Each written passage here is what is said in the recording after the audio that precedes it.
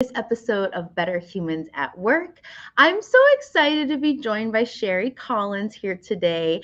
Shari and I, we met on LinkedIn, and I feel like, especially during COVID times and even in today's like hybrid and remote workplace, we forget that we have this whole amazing community of people right at our fingertips. And I'm just so honored to bring you on the episode, Shari. Shari is has a very extensive background in education and most recently diversity, equity, and inclusion. She's a thought leader and a globally acclaimed speaker in the workplace age diversity space, and she's done a lot of speaking on workplace bullying as well. And if we can reduce workplace bullying, we can certainly be better humans at work. So, Shari, thank you so much for joining us today. Thank you for having me. It's such an honor to be here. I appreciate it.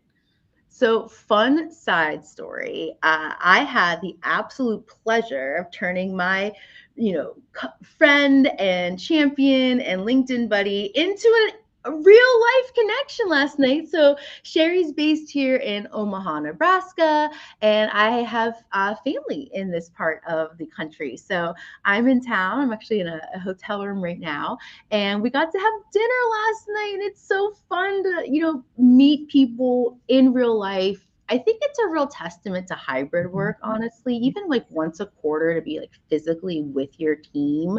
It's just, you can't compare it to being this like screen in a Zoom call. And I took my book last night to dinner so I could actually have it autographed. I was that person that had to have the autograph at the restaurant. It was so great. I loved it.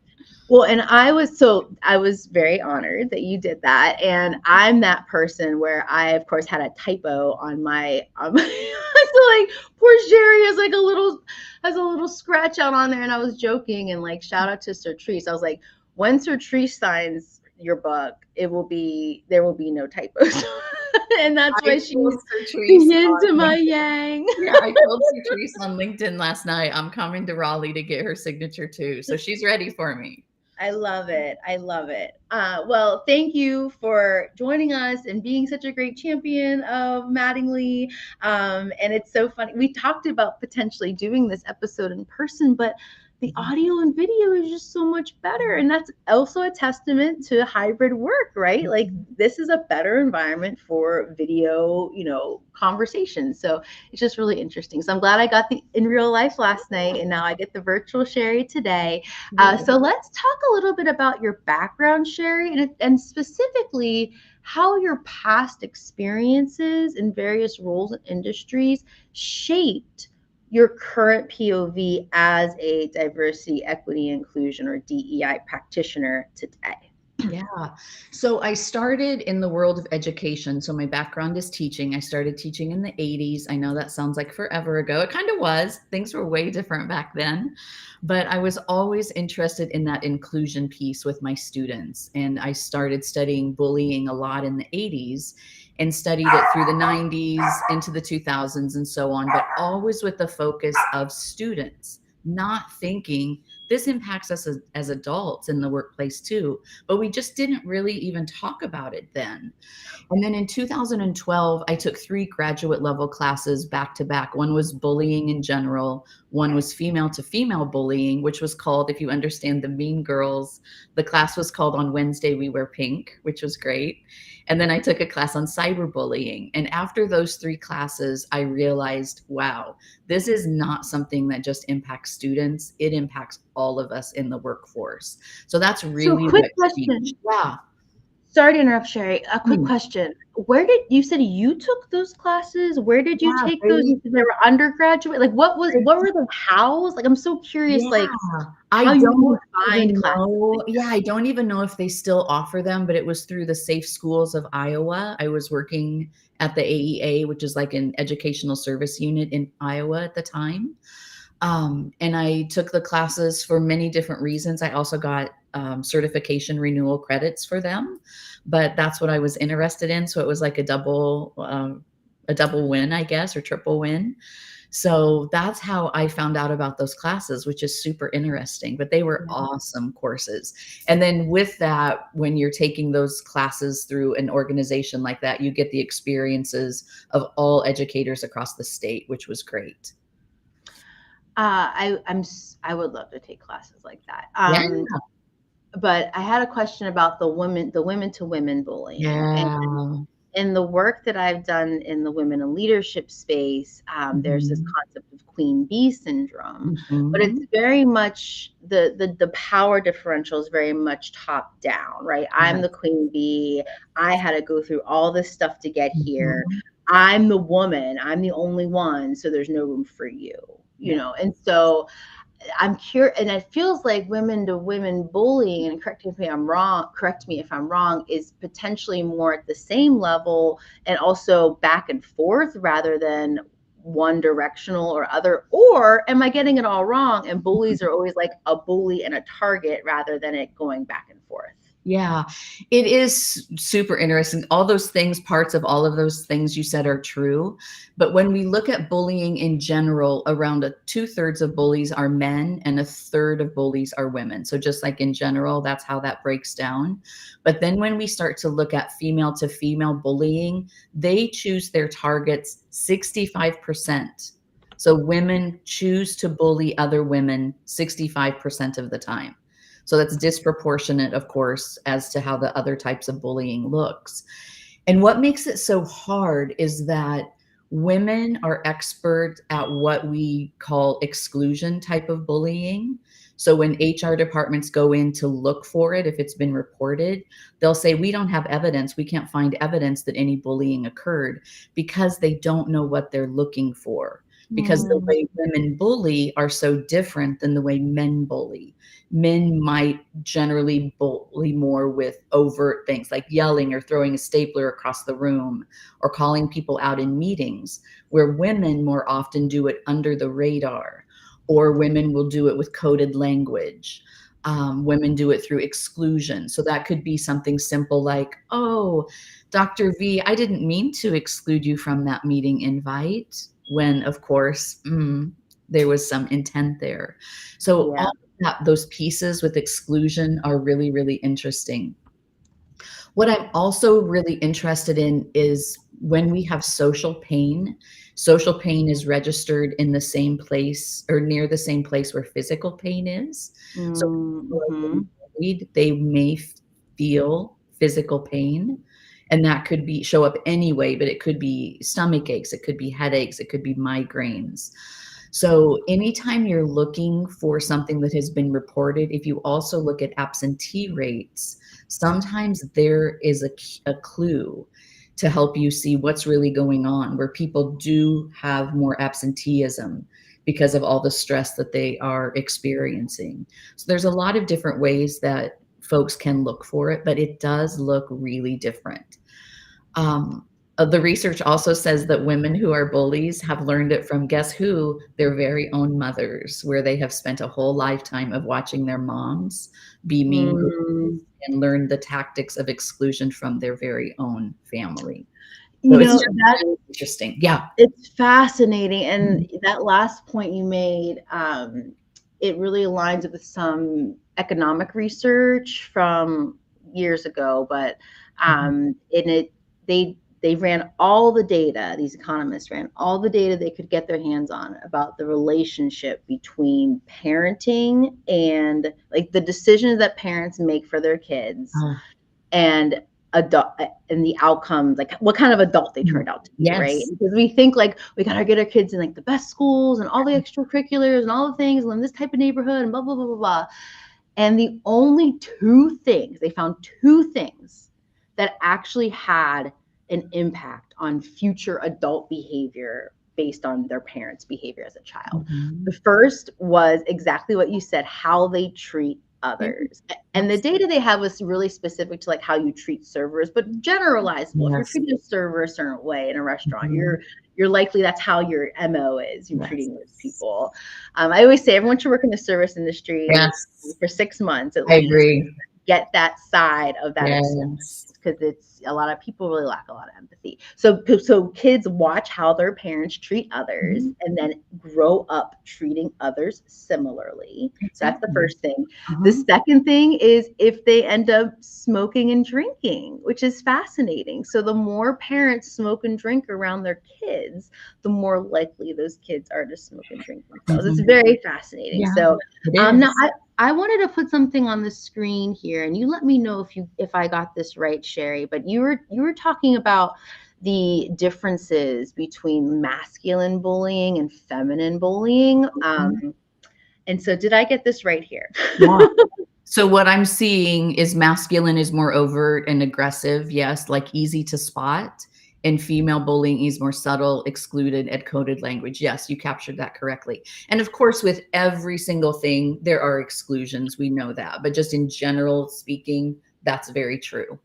So I did have a little language switch whenever I typed this out. And because originally I think you had used the terms, well, men are more like this and women are more like that. And I'm going to be putting this out there a little more and doing more talking and writing on this, but I'm trying to decouple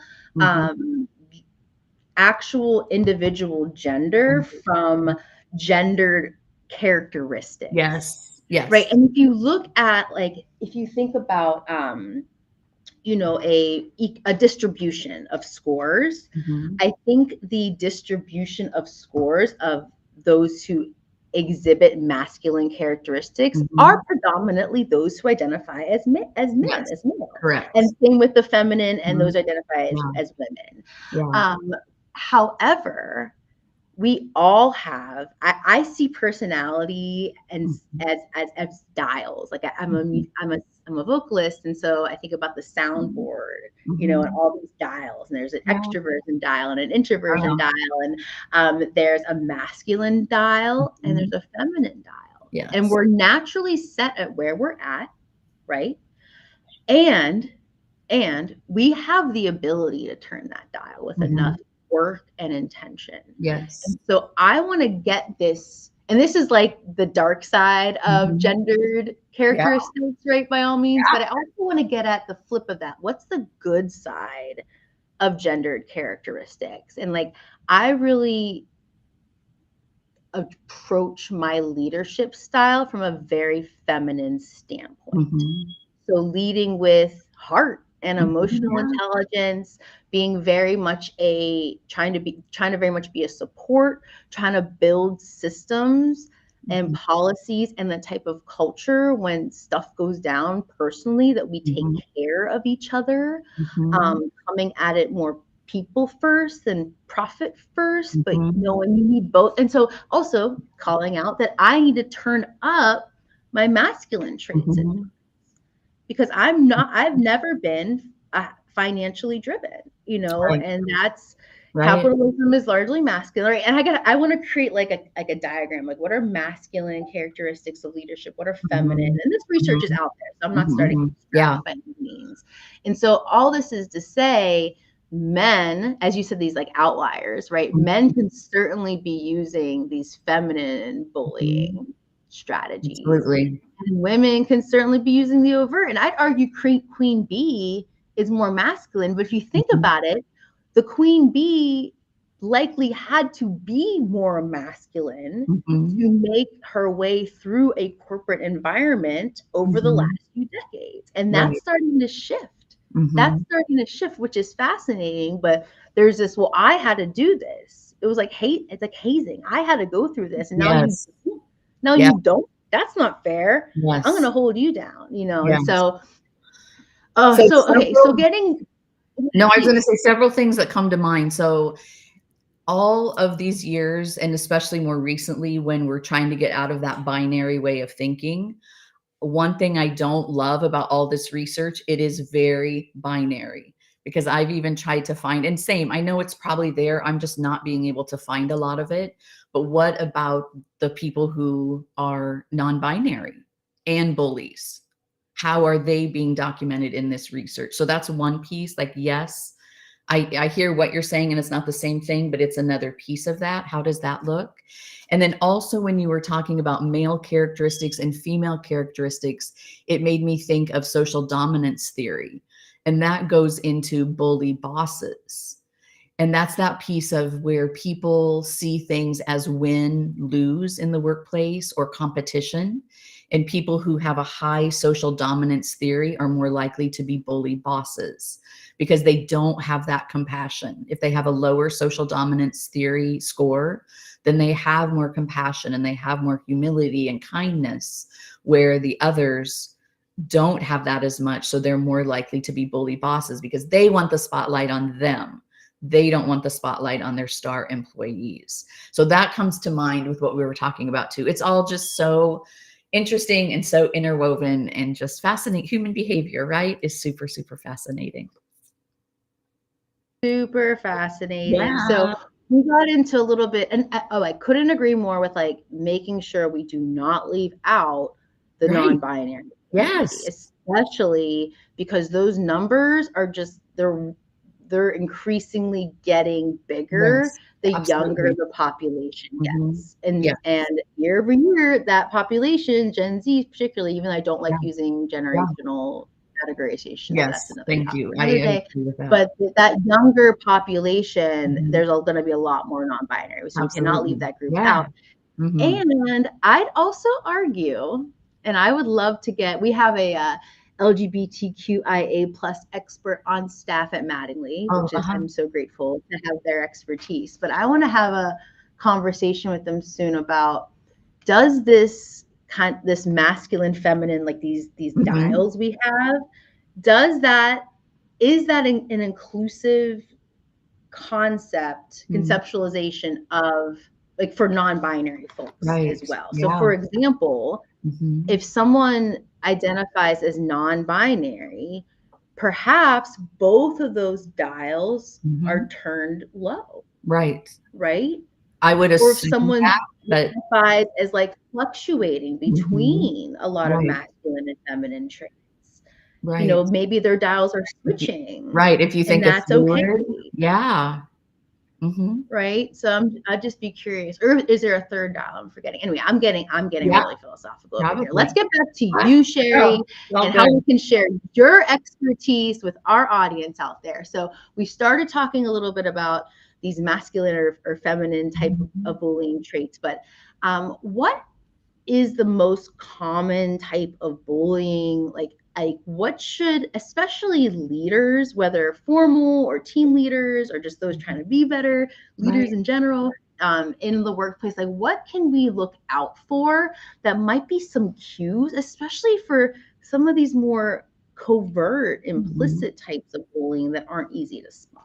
Yeah, and that's just it, Victoria, is that people don't know what it is. So a lot of people just dismiss it and say, "I just work with some mean people." They don't realize it is bullying. So I think making people aware, education is really important. And I do have that education bias. I'll just call it out, as I think education is so important. Rather than waiting until after there's been an incident and after there's been a report and then do reactive training, it's so important to talk to people about what is it and how does it look, because being able to identify it is really, really important. Also, I think we do a decent amount of training nowadays on microaggression. So I feel like people have some sort of understanding of that in the workplace, but it's important for folks to see, when does microaggression turn into bullying? Like, when are we crossing that line? And I think that's another important thing to look out for that's really important to me. Um, Another thing, just to talk about data for a second, people estimate that there could be 60 million people in the country that are impacted by bullying. 60 million, which is, all right, incredible to even think about that number of people. And then the interesting layer with that is CDC estimates that 50 to 75% of bullying are not even reported. So if you add that layer in, super informal data, I know, for a data person, but when you add that layer in, think of the numbers that are impacted at work. So we're looking at trying to get people to come work for us and then get people to stay And if we are contributing to a toxic workforce, how are we ever going to get people to stay? So it's just, there's so many things. I can't remember what else I was going to say. Did you have another point that you wanted to make? No, I was just thinking about, so just to kind of, I really like something you said, and I want to get it in on the screen. But you said instead of having these like reactive Yeah. consequences, Yeah. having proactive education. And so I feel like this like proactive education piece is really important.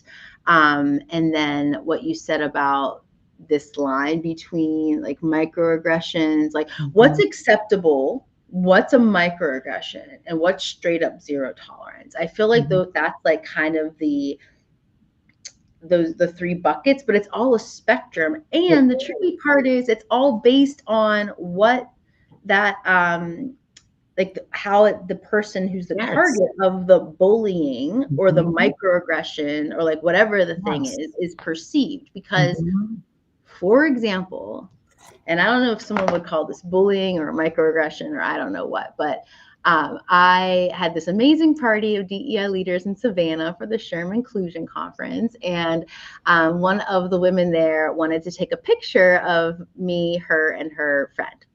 And so she held up the camera, took the picture. It was like this really cute selfie. And she looked at it and she's like, look at us, 3 shades of chocolate, right? And because she had very dark skin and the woman with her had lighter skin, and I am a white woman, a very pale one at that. So I'm clearly am white chocolate. And if that was reversed, if I said something like that, that would have been really inappropriate. That would have been a microaggression because Blackness is a marginalized identity. Me saying something like that has higher risk of being a microaggression because it can be perceived as I only see you as your color. Yes. Right? Yes. But because I am not in a marginalized racial group and I just thought that was a really cute, sweet thing to say. Like I love being white chocolate. I think that's adorable. And most importantly, it made me feel so included in that little 3-person community at that moment, right? Because not despite, here's the beauty of it, Shari, not despite, but because of the color of all of our skin. And that's where I want to get. And so my point is, if that was flipped, that could have very much been a microaggression, if not straight out like offensive, right? But how it's perceived, who's on the other end of it, it can actually be on that acceptable side of the spectrum. So it's just so confusing. And I think the most important thing, especially in those nuanced situations, is just checking in and consent. Like those are 2 like very simple strategies. Like, hey, is that okay? Or hey, do you mind if I ask you something? Do you mind if we go there? Do you mind if I put something out? Like the consent and checking in are just like 2 very simple strategies that can help us navigate where that line is. But I could talk about this stuff all day. We need to wrap up. I know I've gotten a lot of value from this conversation. I'm sure our audience has as well. So just to wrap up, Shari, going back, I know we just talked about kind of microaggressions on that end of the spectrum, but let's go back to that bullying end of the spectrum, whether it's that covert bullying or the overt bullying. But what are 3 things that organizational leaders out there watching, people leaders out there watching, can do to reduce bullying in the workplace? Yeah, one huge piece, and it just falls under allyship. And how does mentoring and sponsorship look at your workplaces? That's one of the really easy ways. And Victoria, I know in your book, I was looking last night when I got home, page 19, you talk about allyship behaviors. And one of those things you talk about is bystander intervention. So that's one of the biggest things that I like to talk about with organizations is if you see something, we have to be comfortable saying something about it. It's that gut punch when people experience bullying. The first time they hear it is a gut punch. And the second gut punch is when nobody stands up and helps them. So I Mm. acknowledge with that there are folks from marginalized identities that don't hold the social status that just cannot risk speaking up. So I will acknowledge that's part of it too. But folks that do have privilege and can speak up, we have to get cultures in our companies where people can speak up and stand up when something wrong is going on. So I think that's really, really important. But bystander intervention is important. I call that being an upstander. We've got to be upstanders in our work. And then again, that piece of how allyship, mentorship, sponsorship looks, getting that collegial atmosphere in workplaces where people don't have to bully because everyone is appreciated for who they are. We didn't get to talk really about the tallest poppy or bullied bosses, but a lot of that goes back to people that are subject matter experts, highly credentialed, and the bosses get jealous of a good employee, believe it or not. So, one thing that we also recommend for companies to do is to celebrate everyone's expertise. So they don't have to feel like they don't have enough and they have to target somebody who's doing more or who is more visible, but celebrate everyone. That's why we brought you to this company, is because you bring greatness and everybody brings greatness. So I think that's really important. With leaders, I think we have a long ways to go with leaders. And I do a lot of leadership training too, but for how pervasive bullying is with leaders, we have to do better. In our leadership development classes, where we're doing certifications for leadership, we have to start talking about it. Growth mindset, I think, is really important with that as leaders. The feedback loop is important. And these are things for everything, not just bullying, but making leaders better leaders and more inclusive leaders is really important. And then I hate to end on more of a negative note, but I also recommend, if anyone is experiencing bullying, it needs to be documented, not on a company computer, but in a journal or on a personal computer, but dates, times, who is doing the bullying, who is witnessing it and isn't speaking up. How did you feel if you experienced a headache that night, if you had to miss work the next day?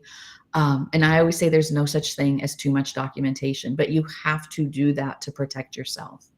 Even if you have a zero tolerance workplace, even if you have hotlines, because with the hotlines, who is really manning the hotlines? A lot of HR people. HR people are not absent from being bullies themselves. So if you have to report to the people who are bullies, how does that look? You have to have your own documentation. You absolutely do. So those are a few things that come to mind, Victoria. What are you thinking? I think I want to summarize those because I can't come up with better ones myself. And you're the expert here. I'm just learning from you. So just to summarize, 3 ways that you can help to reduce bullying in the workplace. First off, just don't be a bystander, be an upstander. I think about at the airports, there's the posters. If you see something, say Yes. something.